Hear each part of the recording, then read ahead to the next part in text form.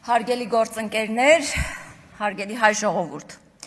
Սա իմ առաջին ելույթն է այս ամբիոնից եւ ես գիտակցում եմ, թե ինչ մեծ պատասխանատվություն է այստեղ գտնվելը։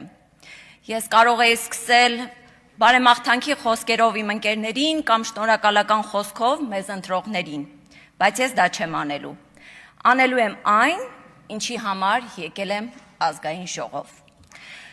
Ես եկել եմ այս ամբիոն, որպեսզի ասեմ այն, ինչի համար եւ ինչի մասին մեր հասարակությունը ուզում է ճչալ, բայց չգիտի ինչպես։ Ինչպես անի, որ ամոթի այս խարանը հավերթ դաջված չմնա հայ ժողովրդի ճակատին։ Ինչ անի, որ Բաքվում գերության մեջ գտնվող հայորդիները վերադառնան հայրենիք։ Ինչ անի, որ վերջապես խաղաղվեն այն առնվազն 19 ընտանիքները, ովքեր իրենց հայրենիքում են, բայց ամեն օր, ամեն րոպե մտքով իրենց հարազատների հետ Բաքվի բանտերում են։ Եվ այսօր, մինչև մենք նստած ենք այս գեղեցիկ հարմարավետ դահլիճում, խոսում ենք կանոնակարգերի եւ օրակարգերի մասին, Մադադ Բաբայանը, Ռաշիդ Բեգլարյանը, Դավիթ Ալավերդյանը, Լևոն Բալայանը, Վասիլի Բեգլարյանը, Էրիկ Ղազարյանը, Ալյոշա Խոսրովյանը, Գարիկ Մարտիրոսյանը, Լյուդվիգ Մկրտչյանը, Մելիքսեթ Փաշայանը, Գուրգեն Ստեփանյանը, Արցախի ռազմաքաղաքական ղեկավարներ, Դավիթ Բաբայանը, Դավիթ Իշխանյանը, Արկադի Ղուկասյանը, Արայիկ Հարությունյանը, Դավիթ Մանուկյանը, Լևոն Մնացականյանը, Բակո Սահակյանը, Հայ բարերար, Ավրորա մարդասիրական նախաձեռնության համահիմնադիր Ռուբեն Վարդանյանը շարունակում են մնալ Բաքվի բանտերում։ Խաղաղության մասին խոսել եւ չխոսել հայ գերիների օր առաջ վերադարձի մասին նշանակում է չհասկանալ, որ նրանց արկայությունը Բաքվի բանտերում փակում է իրական եւ անկեղծ խաղաղության օրակարգը։ Եվ քանի դեռ գոնե մեկ հայ գերի գտնվում է Բաքվի բանտում, նշանակում է, որ այս իշխանությունները անկեղծ չեն խաղաղություն հաստատելու հարցում։ Չկա որևէ միջազգային կառույց, որ չի հասկանում, որ առանց գերիների վերադարձի չկա իրական խաղաղություն։ Իրական խաղաղություն հենց մենք ենք ուզում։ Քաջ գիտակցելով, որ առանց գերիների վերադարձի չկա իրական խաղաղություն, կա միայն կեղծ հանգստություն, կառուցված մեր հայրենակիցների տառապանքի վրա։ Իրական խաղաղություն ուզող իշխանությունը չի վախեցնի իր սեփական ժողովրդին պատերազմով, այլ կպայքարի մեր հայրենակիցներին տուն վերադարձնելու համար։ Քանի որ գերիների ազատ արձակումը ոչ թե խաղաղության խոչընդոտ է, այլ իրական խաղաղության երաշխիքներից մեկը։ Այսօրվա իշխանությունների վարած անընդունելի եւ խուսափողական քաղաքականության մասին կարելի է երկար խոսել։ Ամենօրյա ռեժիմով մենք ականատես ենք լինում հայկական արժեքների նպատակաուղղված համակարգված արժեզրկման։ Ընտանիքի ինստիտուտը, հայրենասիրության գաղափարը, մեր պատմական հիշողությունը, ամեն ինչ ենթարկվում է հեգնանքի եւ արժեզրկման քարոզչության։ Հայ ժողովրդին պարտադրվում է մոռանալ եւ ուրանալ սեփական անցյալը, իսկ երբ ազգը սկսում է ուրանալ իր անցյալը, նա կորցնում է իր ապագան կառուցելու կարողությունը։ Ես կանգնած եմ այստեղ եւ ասում եմ պարզ եւ հստակ. մենք չենք թողնի, որ մեկ քաղաքական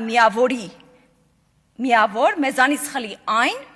ինչ մեզ է պատկանում հազարամյակներից ի վեր։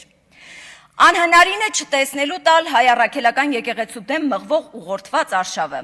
Դարեր շարունակ, երբ մեր պետականությունը կորսվում էր, երբ մեր թագավորությունները փլուզվում էին, հենց եկեղեցին էր, որ պահում էր մեր լեզուն, մեր գիրը, մեր ինքնությունը։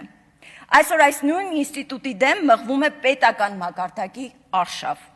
Հոգևորականները ձերբակալվում են, եպիսկոպոսները հետապնդվում, եկեղեցին ներկայացվում է որպես հակապետական ուժ։ Ես ուղղակի հարց ունեմ. ով է իրական վտանգը մեր ազգային ինքնությունը, պահպանողը հազարամյակներ, թե նրանք, ովքեր այսօր փորձում են քանդել այն սեփական քաղաքական օրակարգից եւ վախերից դրդված։ Մենք տեսնում ենք, թե ինչպես է հասարակությունը բաժանվում ոչ թե գաղափարների, այլ ատելության հիման վրա։ Մենք տեսնում ենք, թե ինչպես է իշխանությունը քաղաքական տարաձայնությունը վերածում թշնամության, հակառակորդին դավաճանի, տարբեր կարծիք ունենալը հանցագործության։ Սա նորմալ չէ, ասեմ ավելին, բացարձակ ժողովրդավարության հետ կապ չունի։ Բայց այս ամենը անցողիկ է, սա անցնելու է ժամանակավոր իշխանության հետ, որպես վատ երազ, որպես մղձավանջ։ Ես կասկած չունեմ, որ եւ հայ առաքելական եկեղեցին կդիմանա այս հալածանքներին ու չի կոտրվի, եւ հայ ժողովուրդը թույլ չի տա իրենից խլեն իր անցյալը եւ պատմությունը։ Անդառնալի են միայն մարդկային խեղված ճակատագրերը եւ հենց այդ մարդկանց համար է հնչելու իմ ձայնը։ Այսօր այս բոլոր մարդիկ հայտնվել են ադրբեջանական բանտերում միջազգային հումանիտար իրավունքի բացահայտ ու կոպիտ խախտումների պայմաններում։ Նրանք զրկված են արդար դատավարության իրավունքից, նրանց մասին տեղեկատվությունը խիստ սահմանափակ է, նրանց ընտանիքները ամիսներով որևէ տեղեկություն չունեն իրենց ընտանիքի անդամներից։ Նրանք խոշտանգվում են, դատվում թշնամու կողմից, որովհետև հայ են։ Նրանցից շատերը ունեն լուրջ առողջական խնդիրներ։ Եվ ես ուղղակի հարցնում եմ այս իշխանություններից, հենց այս ամբիոնից, ինչ եք արել։ Ցույց տվեք մեզ մեկ հստակ հրապարակային ռազմավարություն այս մարդկանց ազատ արձակման համար։ Ինչ եք արել, որ իմանաք, թե ինչու է Լյուդվիգ Մկրտչյանի առողջական վիճակը կտրուկ վատ թարացել, կամ ինչ առողջական խնդիրներ ունի։ Իսկ պատասխանել եք Ռուբեն Վարդանյանի տիկնոջ նամակին, որով նա ձեզ է դիմել ապահովելու Բաքու այցը, որպեսզի ընտանիքները ունենան իրենց հարազատներին այցելելու հնարավորություն։ Ցույց տվեք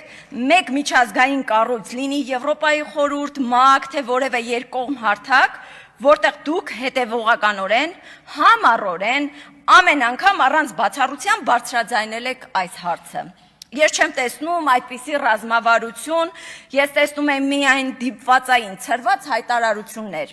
որոնք ուղեկցվում են երկարատև լռությամբ։ Դուք սիրում եք կրկնել, թե իբր լուր աշխատում է գերիների հարցով։ Կարծես դիվանագիտությունը նշանակում է ամբողջական լռություն եւ զրո արդյունք։ Բայց հարգելի գործընկերներ, լռությունը առանց արդյունքի անվանվում է ոչ թե դիվանագիտություն, այլ ընդամենը անգործություն։ Այս խնդիրը ուղիղ կապ ունի նաև անհայտ կորածների ցավոտ չլուծված հարցի հետ։ Կան ընտանիքներ, որոնք տարիներով ապրում են անորոշության մեջ, չիմանալով իրենց հարազատը ողջ է, գերի է, թե զոհված, որտեղ են նրանք։ Այս անորոշությունը ինքնին խոշտանգման ձև է, որը տարածվում է ամբողջ ընտանիքների վրա սերունդներով։ Պետությունը պարտավոր է ամեն հնարավոր դիվանագիտական, իրավական, հումանիտար բոլոր միջոցները իրագործել, օգտագործել այս ընտանիքներին վերջապես ճշմարտություն եւ արժանապատվություն վերադարձնելու համար։ Հարգելի գործընկերներ, այսօր ես ուզում եմ հստակ հատուկ ընդգծել մեկ սկզբունքային կետ։ Գերիների եւ անհայտ կորածների հարցը վերկուսակցական եւ վերքաղաքական հարց է։ Սա բոլորիս համար պետք է դառնա մեկ ընդհանուր համազգային հարց։ Միաժամանակ ես հայտնում եմ, որ այս հարցը պետք է դառնա ոչ միայն ներքին քաղաքական օրակարգի, այլ միջազգային օրակարգի կենտրոնական թեմա։ Դիմում եմ նաև միջազգային հանրությանը, մարդու իրավունքների կազմակերպություններին, Կարմիր խաչի միջազգային կոմիտեին եւ բոլոր այլ միջազգային կազմակերպություններին։ Ձեր լռությունը դառնում է համագործակցություն անարդարության հետ։ Հայ գերիների ազատ արձակումը եւ անհայտ կորածների հարցի լուծումը պետք է դառնան բոլորիս առաջնահերթություններից։ Սիրելի հայրենակիցներ, քույրեր, եղբայրներ, Բաքվի բանտում պատանդարված իմ հայրենակիցներ, դիմում եմ նաև ձեզ եւ ուզում եմ իմանաք, որ ես կանգնած եմ այստեղ այս ամբիոնի առջև մեկ առաքելությամբ, քանի դեռ գեթ մեկ հայ կա Բաքվի բանտում, իմ պատգամավորական գործունեությունը նվիրված է լինելու նրան տուն վերադարձնելուն։ Այս բարձր ամբիոնից ես ձեզ խոստանում եմ, որ ես եւ մեր թիմը անելու ենք առավելագույնը ձեր վերադարձի համար, եւ քանի դեռ գոնե մեկ ընտանիք սպասում է պատասխանի իր հարազատի ճակատագրի մասին, այս ամբիոնից իմ ձայնը չի լռելու։ Ազատություն բոլոր գերիներին Բաքվում եւ քաղբանտարկյալներին Հայաստանում։ Շնորհակալություն։